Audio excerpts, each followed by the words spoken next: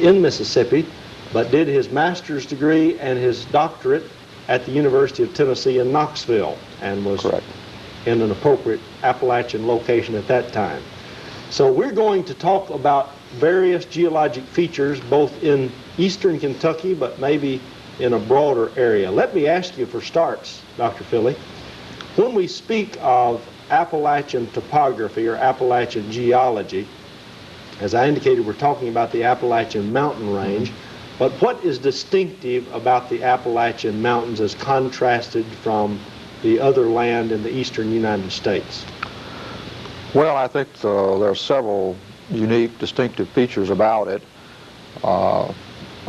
Basically, just looking at the rocks themselves, the types of rocks, particularly their ages, that is quite different, say, from the Rocky Mountains, which in comparison are younger rocks.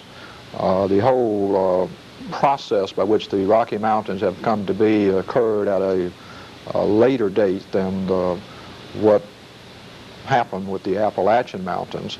Of course, the present-day topography and the scenes that we see both in the Rockies and the Appalachians are fundamentally a result of fairly recent erosional processes. But there is a distinct difference in the ages. The Appalachian Mountains, the rocks that basically compose them are much older than other major mountain systems in the United States. Now, we might have some folks who are a bit confused, and I'm going to let you straighten this out, because we speak of the Appalachian Mountains, but a lot of people say, no, I'm from the Cumberland Mountains or the Allegheny Mountains or the Blue Ridge Mountains, or I'm from Lookout Mountain or Sand Mountain. Put all this together in some scheme for us. Well, the way I look at it, and I think most people who are concerned with the way we classify our landscape and what have you, that the term Appalachian or the Appalachian province or the Appalachian Mountains is a much broader term than any of these references to the Cumberland Plateau, the Allegheny Mountains, the Blue Ridge, or what have you. The Appalachian province or mountains is composed of all of these things that you mentioned and many more too. And the extent of those, say the Cumberland Plateau or the Allegheny Mountains, are much more local or regional as opposed to the extending perhaps the whole 9 yards of the Appalachian Mountains, that is from Mississippi to perhaps the New England states. So they're more regionally based chains or ridges. True. I think that they reflect the local geological landscape circumstances. It seems to me there are two major divisions. Now, I'm just speaking as a traveler because we have the mountains of eastern Kentucky, but when I go over into western North Carolina or in the mountains that are the furthest east in Virginia, I'm in mountains that have a different feel so far as the vegetation, so far as the lay of the rocks. Can you explain a major distinction between what are the Appalachians on the western escarpment and I guess the eastern escarpment? We might begin, say, with the Smoky Mountains, or actually the Smoky Mountains and the Blue Ridge are pretty much in the same linear pattern on a sort of a northeast-southwest direction on into Virginia with the mountainous areas that border the Shenandoah Valley, for example. That really marks what I would consider to be the eastern edge of the Appalachian province, because beyond that or to the coast you get into the Piedmont, and technically that is not a part of the Appalachians. Coming back to the west from the Blue Ridge or the Smokies or the area bordering the Shenandoah Valley, you're getting into successively younger rocks. That is to say that the Smoky Mountains, the Blue Ridge, those rocks are significantly older than the rocks that make up the belt to the west of them. When you get to Kentucky, the rocks are even younger. So what you're really seeing is a progressively younger sequence of rocks as you come from the peak, the highest points, back to the west. So fundamentally that is a real difference. The other difference is that in the whole business of building mountains, The real major thrust of the mountain building process occurred in the area of the Blue Ridge, the Smokies, in that area. The rocks there are older, they're much more deformed, broken, pulverized. A whole wealth of things have happened to them over the years to create mountains, upheaval of a tremendous magnitude. But as you come back to Kentucky or back to the west, you see a lessening or an abatement of that kind of terrific force. And so by the time you get to Kentucky, the rocks here are still pretty much flat-lying rocks, fairly horizontal, that is to say. The folding, wrinkling, breaking of them is not nearly as evident, save for, as we mentioned earlier, the Pine Mountain area, which is the westernmost indication of something that terrifically went on to the east. It's almost like a hybrid between the right. You're the getting great upheaval area and the plateau area. You're getting sort of the last westernmost gasp of that real thrust of forces that created the mountains there. Right. And then on beyond, things subsided a bit. So actually, you're saying, I guess, that the mountains in the Blue Ridge or Smoky chain were created largely by upheaval, a really Correct. tormented land, if you will. Right. Whereas the Cumberland Plateau is pretty much a tabletop that's been eroded down. That is correct. Hollows we have. Cumberland Mountains, really, technically, if you're talking about that part of eastern Kentucky, the eastern Kentucky coal field, however you want to make reference to it, is basically a plateau that has been badly eroded by all of the rivers and streams that have cut through it. And so our perception of mountains is through erosion rather than terrific forces of upheaval and uplift, such as we've seen in the Smokies. Of course, this has a great impact on the geology of the respective areas, I guess. And a lot of people, when they think of Appalachia, they think of coal mining. Of course, those are folks who didn't grow up in western North Carolina. But tell us about coal deposits, and you might even throw in shale deposits, and the type of mountain ranges they are associated with, and why they can be mined in certain areas as opposed to others. Well, the coal deposits of Appalachia, or the Appalachian Basin, as we generally refer to it, are pretty much confined to the plateau area where the rocks have not been terribly deformed by mountain building processes. I would suspect that if we could reconstruct the scenes, say in the Appalachian Valley where the rocks are terribly folded and faulted and what have you, there may well have been coal in these coal-bearing beds when they were there, but unfortunately erosion has removed all of them. Here, because we are, as I said earlier, on the flanks of the uplift and the upheaval, the erosional forces were not as severe, and fortunately the coal-bearing rocks, which were at the top of this pile of sedimentary rocks, has been saved. Now, I don't know how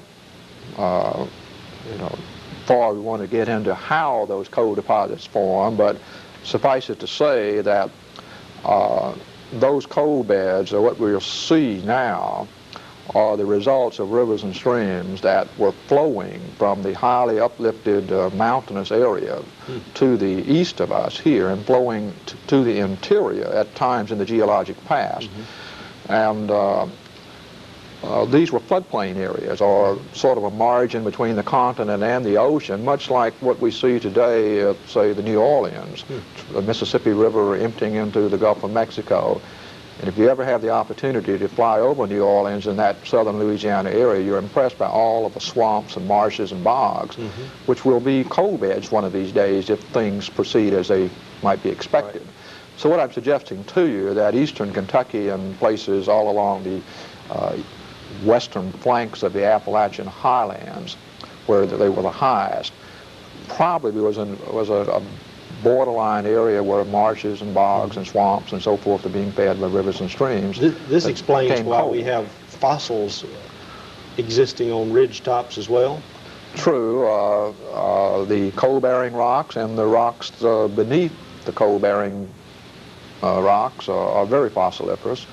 You'll find everything from fossils which represent life that lived in the sea margin to rocks containing fossils that were in the rivers, or fossils that were part of the marshes and bogs and swamp, that is, plant fossils associated with the coal. Really, this is a marvelous place right here in eastern Kentucky for geologists, because in such a short range of rocks, you get such a wide spread distribution of different kinds of fossils, from the sea fossils to the intermediate areas to the land fossils. So it's a nice place for a paleontologist, which I happen not to be. Now, is oil shale akin to coal? In some respects, yes. Probably not in exactly the way that it formed. The kinship is in the sense that both are energy sources, obviously. Both fall within the realm of what we call fossil fuels. Coals are called fossil fuels because coal really comes from the decomposition, distillation, the transference of vegetation, plant material into coal. Of course, that takes a great deal of time and under deep burial of the rocks. The oil shale deposits, their energy characteristics also derive from fossil plants and animals that existed at the time those shales were forming. But aside from that, there are different ages, there are different kinds of rocks, but the energy aspect does make them similar. Well, we've talked about what some people have referred to as black gold, which is coal, ace in the hole. People call it a variety of things. But are there precious minerals in the mountains? And I'm talking now of gold, silver, and maybe gems of various types. We've had various reports of gold deposits, silver deposits, diamond deposits. To be quite honest and candid about it, I don't think that we're apt to find any of them in any significant quantities. I don't want to say that there aren't any, because I have seen some assay reports of some limestones that occur in this area in which there would be minute traces of maybe some of these precious metals, particularly silver. But to my knowledge, and I've talked with other geologists about this, and there seems to be really no commercial quantities, at least at the present time, available. Of course, John Swift's lost silver mine crops up from time to time, and I have been on a couple of wild goose chases myself looking for that. Seen some interesting things in the Red River Gorge. I was taken on a trip to see what was a tremendous hole in the side of a sheer sandstone cliff out in the middle of nowhere. We had to walk 2 or 3 miles to get to it, up at the head of Swift Camp Branch. How in the world that hole got dug, and obviously it was a man-made hole in the side of that sheer sandstone mountain cliff, I don't know. But there was no silver there, no signs of silver, and no real geologic reason for there to be any silver there. But in the 1760s, as you know, John Swift supposedly found silver there and spent the rest of his life for various reasons trying to find it, much of his life being he was blind at that time. But I know of no silver deposits. Now, does the legend go that Jonathan Swift deposited the silver there, or was he merely in a search for it? The legend is, as I understand it, in about 1760, he was in Virginia and came upon a Frenchman by the name of Mundy. And I'm not sure if Mundy knew of the silver by being mined by Indians. I think that's the way it goes. And Mundy took Swift into the mountains of eastern Kentucky. And presumably they did find the silver and actually mined it and made silver bars and what have you. And they had decided that they would venture back to Virginia and maybe even all the way back to England, John Swift being originally from England, but came upon by Indians, hostile Indians, and had to bury their silver along the way because it was too heavy for them to flee quickly.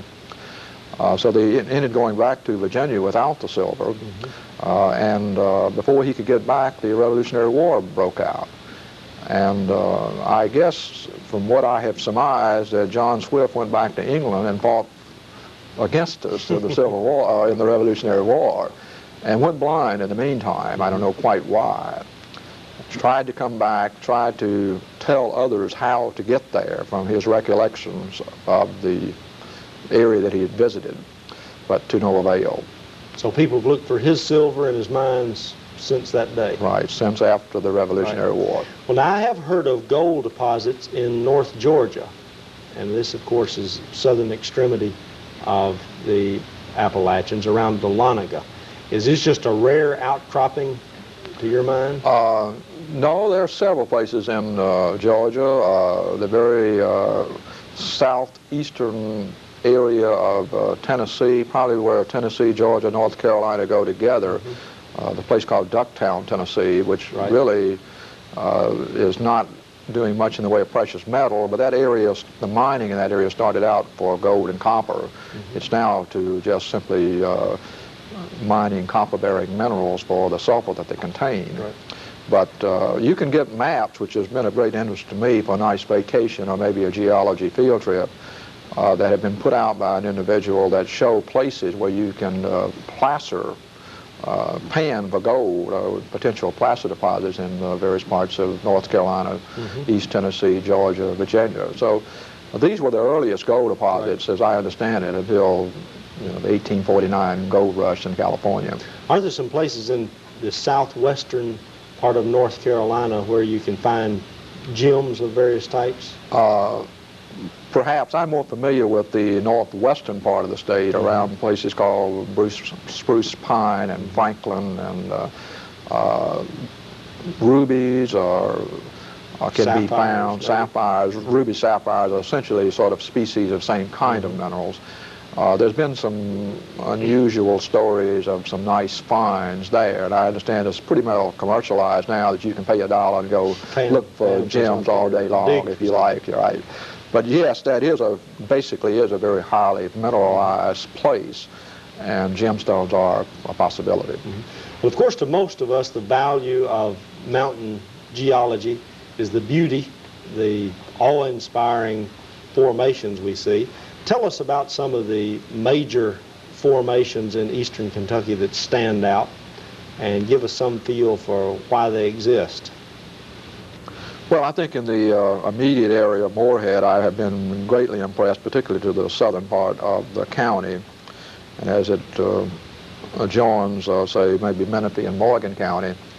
The sandstone cliffs are particularly pretty, I think, and in the fall they stand out exceedingly well with the loss of the foliage from the trees. But some of these cliffs can be on the order of close to 200 feet high and stick out very conspicuously. And some of the streams that dissect that area and get real steep V-shaped narrow valleys, it's really a bit awe-inspiring. And I have been back in some of those places, and one time in particular somebody had made a rather crude homemade sign, apparently at a sort of secluded camping spot that they had themselves picked out. But they had put up there the Grand Canyon of Kentucky, which I thought was particularly appropriate. But we run in from the cliffs to the rock shelters that Indians used, where we can find all sorts of artifacts underneath those rock shelters, to the rather famous, infamous knobs here and there, like Lockheed Rock, or Carrington Rocks, Ambergy Rocks.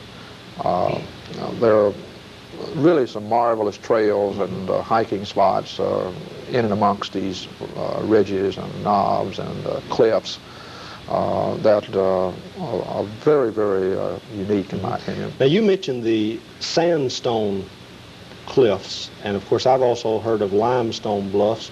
Give us some feel for the relationship between sandstone and limestone in the formation of cliffs. The sandstone is, in this area, lies generally above the limestone.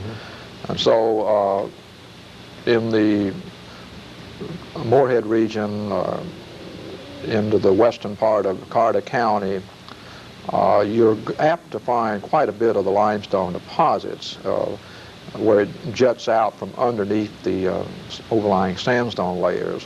Carter Cave State Park, of course, is a testimony to the fact that the limestone can be picturesquely carved. You have natural bridges and caves and all sorts of features there that are very, very interesting. They're less conspicuous here, but we have nice little sinkhole valleys around here and sinking creeks, smaller little caves that most people, except perhaps the local people, know about. Some of them are rather infamous, like Murder Branch Cave, where some Indians massacred a whole gang of women and children. And where is that? That's near Morehead? Murder Cave is, well, I don't know how you would get to it now. The way that you would get to it previously was flooded by the Cave Run Lake. I see. But it borders Cave Run Lake on the east side. But to get to your question, of course, the sandstone does lie above the limestone, and the sandstone is a slightly different kind of rock. It's much more resistant to weathering and erosion, so it tends to produce more spectacular cliffs. The limestone, on the other hand, tends to succumb particularly to water erosion and underground water erosion, and you get the caves and the sinkhole things that have dissolved out the limestone, which is not a process that the sandstone succumbs to. But it's just a very narrow edge of the Cumberland Plateau, if you want to refer to that area as that, is where you see the limestone here. And the massive area of the eastern Kentucky mountains is really underlain, held up by the sandstone So cliff. the sandstone, not being as subject to water erosion, actually provides a cap. It is a cap It rock. if you want to retards refer to it. erosion, and that's what causes the mountains to be mountains, I suppose. Correct. Obviously, by some selective process, the rivers and streams have been able to slice through the thick sandstone layers here and there, and either the rocks were fractured in a natural way and allowed those areas to become the sites of the streams, or it's rather difficult to say from hindsight exactly how the streams took the places that they did. Now, almost all of the cavities in limestone that become caves are indeed limestone caverns. Is that correct? True. Honest-to-goodness caves are going to be associated with limestone rocks. Now, I hear people talk about caves in various places, and on closer examination as to what they're saying, they're really talking about rock houses or sandstone ledges, or some people associate caves and rock houses together, think they're the same thing, and there is really a difference there, because the rock shelters, rock houses, are ordinarily just overhanging sandstone ledges, and the animals, Indians, have gotten in underneath them. And sometimes that can just be through sloughing off year after True, year. right. The underlying rock is maybe softer or weaker, and not necessarily limestone at all, and it's just more easily washed away by the surface waters. Now, what about a natural bridge, though? Is this caused oftentimes by just sloughing away little by little, or is that more through water erosion? Regrettably, natural bridges form in both sandstones and limestones, and they can be found in both types of terrains. The Natural Bridge State Park at Slade, the bridges there are clearly sandstone bridges. There's not necessarily a solution process involved. It's just, as you say, the sloughing off of the spalling away of the loose rock in a selective fashion to produce those arches. In Carter Cave State Park, there's a Smoky Bridge there, which is basically a natural bridge, but it is composed of limestone. And what that really represents, in a very simplified fashion, is just that part of the cave that's left. That part is still standing. The parts below and above that has washed away, it dissolved away. You know, I'm fascinated by what are called balls down in the Smoky Mountains, and one reason I'm interested is because these were used as high pastures, by the settlers years back. And out west, I know we talk about areas that are above the timberline. Now, what accounts for these balls? Is that really above the timberline, or is there some other characteristic of the soil that accounts for balls? That's you getting into an area I don't know. I know that there are other balls there, and I know that they're strewn with boulders in a rather random, erratic fashion. And it has caused some geologists, particularly those that are housed at Appalachian State University, to speculate as to perhaps glaciers have caused the circumstances for those balls. They have put forth a few papers expounding upon that proposition.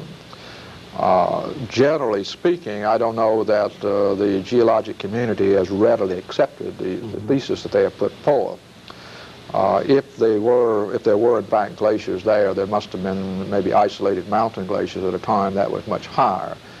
There seems to be no real connection between possible glaciation there and we're talking about western North Carolina, on that area, and say the glaciers of so-called great ice ages of the recent past, which covered Canada and North America. So I really don't know what the cause is. It's an interesting, really probably an unanswered, satisfactory Well, that'll question. give us something to think about as we close. I hate that we're already out of time, Dr. Philley, because it's been a fascinating discussion and one that could go on and on. But I do want to thank you for joining us on Our Appalachia. I want to thank Dr. John Philley, our guest. We hope you've enjoyed this discussion of the geologic features of Appalachian Kentucky, and will join us again when we have another discussion of a feature or some type of activity within our southern mountain region. Thank you very much. You're welcome.